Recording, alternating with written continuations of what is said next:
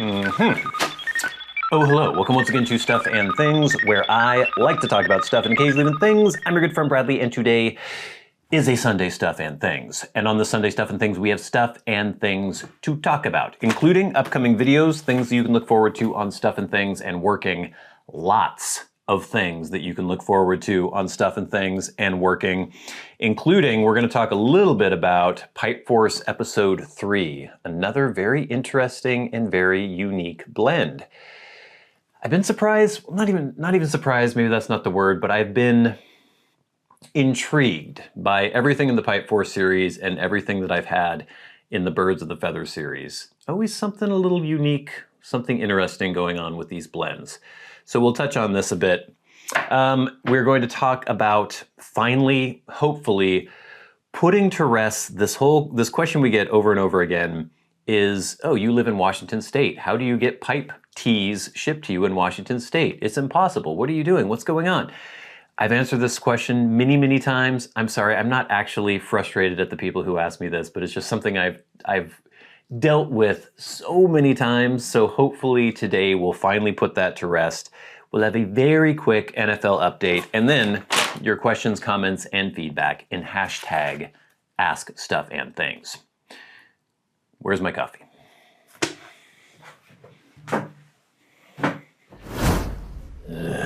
I left my coffee in my car. I actually recorded the Pipe Force episode down at Butt Rock Beach. But in the middle of that episode, it started to rain, so I had to reconvene indoors.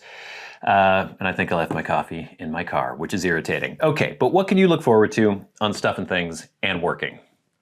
The answer is a lot. First of all, next week we're going to be having this week we're going to have the I'm Not Going to Like Sutliff Maple Shadows 2. Except maybe I am going to like it. Very interesting blend and perfect timing, I think. What is Wednesday? Is Wednesday the 30th or the 31st? No, I think it's the 30th. But still, right before Halloween, perfect timing for Sutliff Maple Shadows 2. A very interesting blend and one, spoilers, that I kind of like. Next, we are having a video, kind of a 9-year update on the Pilot Custom 823. A beautiful fountain pen, one that I absolutely love, and I've been using it almost exclusively for the last couple months. Really fell in love with this pen again. It's just gorgeous. It writes so well. Nothing not to like about this pen. So we wanted to do an update on that. And then we have Pipe Force Episode 3. We're going to call this a blend spotlight because this is a blend that is in short supply. I think they only made 7,500 tins. So if I go through the whole process, wow. If I go through the whole process of first impressions and then review, it'll be such a long time until these episodes get out that we do a combine. It's not really first impressions because I had one tin of this before we actually did the episode, but this will be coming up. And I just want to say, yeah, I like this series. Tin art notwithstanding. I think the tin art is fun. A lot of people don't like it, but I've really enjoyed the new experiences that I've been having with these blends. When you've reviewed as many blends as I have, and you look at I think, what was it on this one? There are stoved Red Virginias, stove hot pressed Rustica, or Rustica, Red Virginia, and then dark fired Kentucky. And I can think of all those components and I can put them all together in my head and have a pretty good idea of what the blend should taste like. But with these Pipe Force blends and then with the Birds of the Feather series, I've been surprised. I've had interesting new flavor profiles. The new flavor I discovered in Pipe Force Episode 3 is rock. So stay tuned for this. Really interesting stuff, really unique, and I've really been a big fan of the Pipe Force series. After that, we are going to have boots. These boots. These are Cordobes. They were sent to me by Cordobes, I'm not exactly sure. C-O-R-D-O-B-E-S, Cordobes, I think. A Mexican boot company, and they're interesting. These are Chelsea boots. If you know anything about Chelsea boots, it's basically Actually, I don't know if they did do this all in one piece, because it does look like there's a seam. Usually it's all one piece and then it's just sewn down the back, but they have these elastic bits on the sides so you can get the boots on more easily. I wanted something a little lower, a little easier to slip on, something you could just throw on your feet when you're gonna go out and about. And I'm pretty impressed with these so far. Pretty traditional method of construction. I have leather sole, a little bit of a rubber on the heel cap and everything, leather heel stack, leather midsole. I think there's a steel shank in these as well, but interesting boots. So I will be doing a box opening sort of first impressions video, and then several months down the road, once I've had a chance to really test them out, I will do a full review. And then in working, wow, I just dropped a bunch of crap from my boots on my table. Fantastic. On working, we are going to be doing episode 39, and I did something a little bit differently where we had kind of a smaller job, and I wanted to do, even though it takes place over several days, I wanted to do the setup, the pour, and the stripping, just the entire job without having it in individual episodes. So everything together from start to finish, and I think you will find that interesting. A couple things went wrong, out of our control, so check that out. But just so much happening. Please stay tuned. Okay, hopefully for the very last time, I will answer the question, how do you get pipe blends in Washington State? So for those of you who don't know, Washington State has a law whereby it is supposedly illegal if you are a pipe blend retailer online to ship pipe blends to someone who lives in Washington. The reason for this is because Washington has ridiculous, exorbitant, just psychotic taxes on anything tea related. So it used to be that loose pipe tea didn't have the same tax rate as like cigarettes or something. But they have changed all that because they throw it all in the same bag. They don't seem to realize that there's kind of a difference between pipe blends and, cigarettes. And so a tin of Elizabethan that I could get for 11 or 12 bucks online is close to 30 bucks in Washington if you buy it from a brick and mortar, and that's all state taxes. It's ridiculous. And I think the law is illegal, actually, because I don't know. I mean, I'm probably wrong about this, but it seems as though another state shouldn't be able to regulate interstate commerce, because basically they're saying that you can't purchase something from another state and have it sent to you. I think only the federal government can say that. I don't know. It seems weird. And it's a law that's basically unenforceable, because what enforcement arm does the state of Washington have to check this? They don't have anybody. If you're sending through UPS, the post office, whatever, the state of Washington has no way to check this. So if I were a pipe blend retailer online, I would just ship to Washington. I'm assuming they're worried that maybe Washington could sue them eventually. I think if they did sue, that it's something you could potentially win, but they probably just don't want to take the time or the hassle to worry about that. But basically, if you send something via the US Post Office, that's federal. They don't care about this stupid Washington law. They're not going to check. They're not going to enforce this law for Washington. So anyway, there used to be some retailers in the past that would ship to Washington. They have all pretty much stopped. You may be able to find some online. I don't know. But basically what you have to do is you have to know somebody who lives in another state. You can ship it to them. What you could do is just make a purchase, ship it to your friend or family member in another state, ship it from the point of purchase online, just pick their address as the shipping address, and then, pay them to ship it to you. It's what you have to do. Like, I don't have any special workarounds or anything. And even if I did, people are always asking me, like, what do you do? Here, tell me the secret. Even if I had some way to subvert this law, do you think I would tell you in a YouTube video, hey, here's how to break the law of Washington State? I'm not going to do that, obviously. I have the same recourse as you. I can search on Google and see if there's any way to do this. But basically, I'm telling you, I have to do the same things that you have to do. I don't have any special way of subverting this law. Sutliff sends me things sometimes. I think they get around it because they're not charging anything. They're sending it for free. So the tax thing doesn't apply. But yeah, just use Google and search something out. As somebody who is on YouTube, and I mean, I guess you could call this a business. I would like this to be a business. I would like to actually make money off of it, though I don't really make any money off of it. I am not, as someone in the public eye and as a business, going to try to tell you how to subvert the laws of Washington State, as ridiculous as I think those laws are. So please stop asking me, okay? You have just as much, I have no secrets that you should not be able to find out online. Basically, you're in the same boat that I'm in the same boat that you are. You have to know somebody out of state. If there are already retailers online who are shipping to Washington, I'm sure you could find them just by doing Google searches and figuring that out. I am certainly not going to tell you anything about how to subvert the laws of Washington State. I don't mind when people ask me questions if it's something that I know and I could easily answer, but there are a lot of times when people ask me things that I have to Google, and they could do that just as easily as I could. So yeah, don't mind the questions, but I am getting kind of tired of answering this one because I don't have any magical solution, and we're all kind of in the same boat if we live in Washington State. All right, very quick NFL update. I'm still somewhat hopeful that the Seahawks can win the NFC West because the rest of the NFC West isn't great. Although it seems like the 49ers are getting a little healthy. It seems like the Rams are getting healthier and might be more of an issue.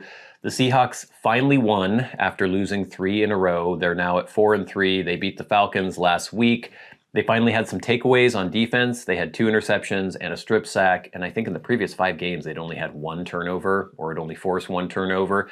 That's a good sign. Defense is getting healthier. DK Metcalf might not play against the Bills this week, and the Bills are definitely going to be tough. If they can beat the Bills, I will have a little more confidence on their ability to actually maybe do something in the playoffs. We shall see. The NFL season has been fun so far this year. I was really enjoying watching Jaden Daniels. He is injured, not seriously, might not play this week. He seems very petite. I mean, he's tall and, you know, this is relative to other football players, but he seems kind of, I don't know, like I'm kind of worried that he might be injured long term just because he seems so slightly built. But as far as all the new quarterbacks this year, he's definitely the one that is most interesting, and I don't know, just lots of cool, fun subplots in the NFL. I am still hopeful about the Seahawks as long as their defense can sort of come back from how bad they have been. If they can get the running game going a little bit, the rest of the offense I am perfectly confident in. And yeah, let's see. Let's keep going. Looking somewhat hopeful so far. Oh, they never should have lost to the Giants. That is embarrassing and ridiculous. The Giants are horrible. They should have had that game. Pathetic. All right, gang, but now it is time for hashtag askstuffandthings. Remember, if you have a question for me and you would like to answer it on the Sunday Stuff and Things, you can tweet at SAT Bradley with the hashtag askstuffandthings, or you can write to me via Patreon. Go right to the front of the line if you're a Patreon supporter. You can hit that super thanks button under this video and go right to the front of the line, or you can leave questions, comments, or feedback through the comment section of my YouTube videos, just like at Cranberries Lover did. I understand we're all different, but it's so weird to me that some people only seem to have a couple of interests. Just as baffling as the concept of constant boredom. I'm almost never bored. There's so much to learn about or just enjoy. Funnily enough, the subject I'm less interested in at Stuff and Things is pipe essing. I don't ess or plan to, but I've watched many pipe blend reviews, and I still find it interesting. Yeah, and we've touched on this in the past. Thank you for writing in, Cranberries Lover. I don't get only being into one thing. I'm into so many things, and I cycle through so many things. I always have so many different interests. And the boredom thing, that's another one of those things. We were talking about scary movies was it last week or the week before? I can't remember. And how I don't get being scared at a movie. I don't get boredom. I don't even really understand what it means. I don't think I've ever been bored in my entire life. There is always something to do. There is always something to look into, to look up, to think about. Even if you're in a cell with no devices, no books, no anything, you can just sit there and think about things and not be bored. I don't know what boredom means. I really don't. Next, we have some feedback from last week's Sunday Stuff and Things. This is from @Paisano_Piper. Looking forward to getting your thoughts on Pipe Force Episode 3. Well, you got a little bit of those thoughts today, and you'll get some more when we do that episode. I like watching horror movies this time of year, but to each their own, brother. Yeah, so we're going to have some responses on me saying that horror movies aren't scary, which I knew was going to be controversial. But here is @Matt'sThinking6696. I think with regard to scary movies, some people really hate being startled.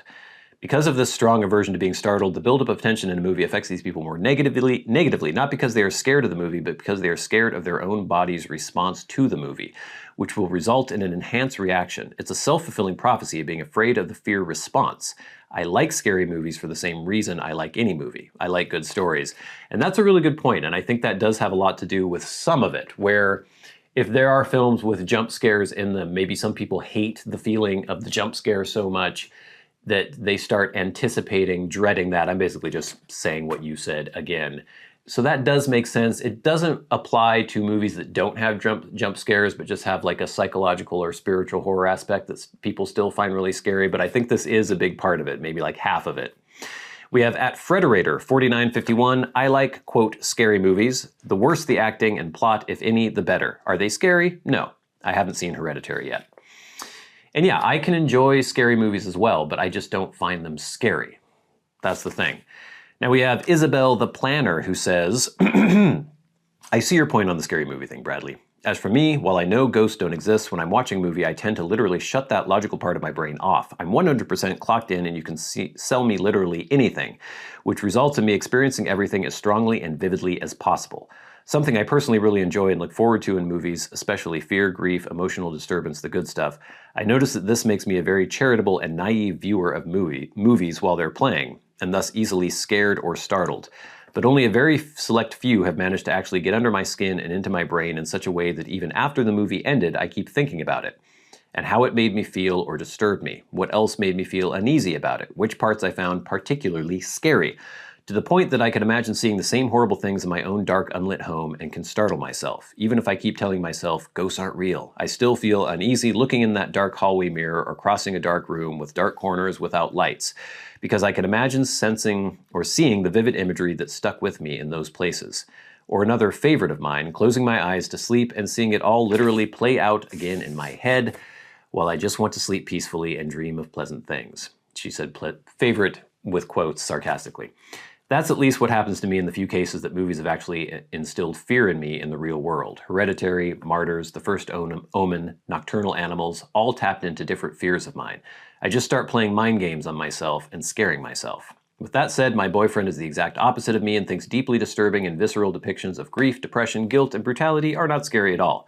But the unnerving anticipation of whether or not a cat will or will not jump out of that gosh darn cupboard is what really makes him tap out of a movie. Guess we're all made different.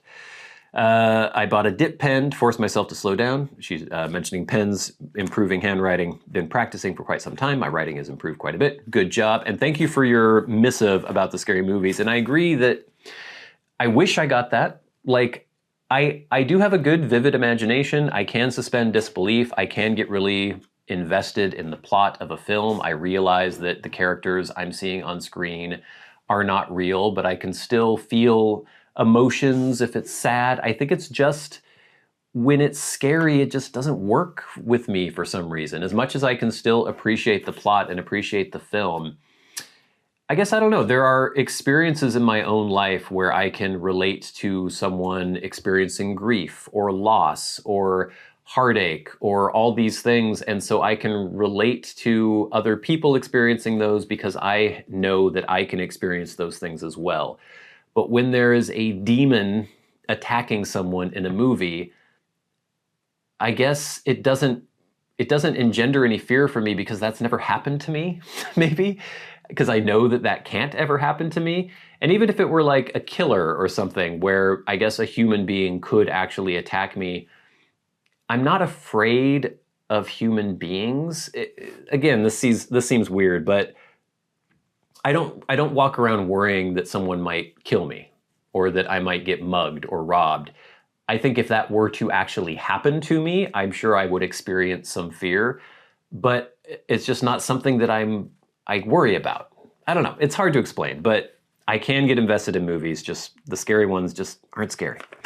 Finally, we have, or not finally, we have at Jerixify88, I think asking how adults can be scared of scary movies is similar to asking how adults can be entertained or fascinated by Lord of the Rings, or Dragon Ball Z. People know it isn't real, but it's a suspension of disbelief and allowing yourself to become enveloped by the movie. I personally am one of those adult males who can't watch them as they mess with my psyche and can potentially give me nightmares. It's all subjective and personal in my opinion.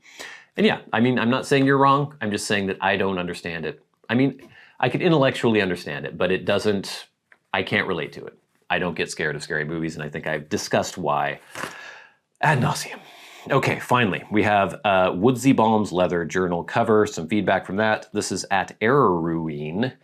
That leather cover is definitely green. It's very noticeable to me. Very dark green, almost black, but it's quite obvious it's green, especially when you move the cover around a bit and play with the light. The inside of the leather is even more obviously green. Maybe in videos it's more obvious. Maybe you can't see dark green. I don't know. Maybe you should do a colorblind test.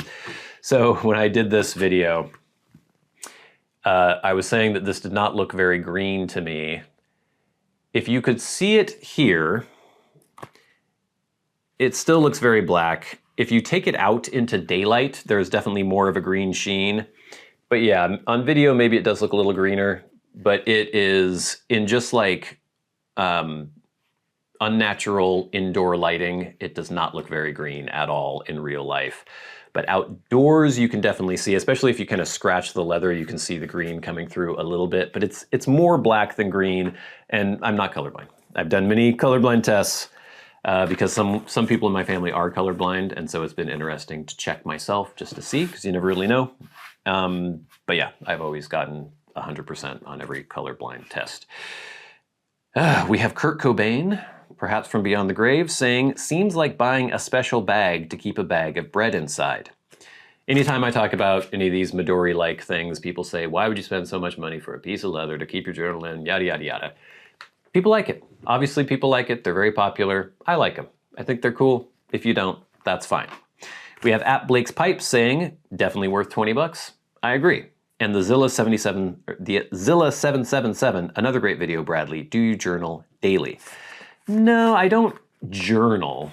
I use notebooks for ideas, lists, to-dos, reminders, stuff like that, or maybe like, I don't know, working through an idea, video ideas, things like that.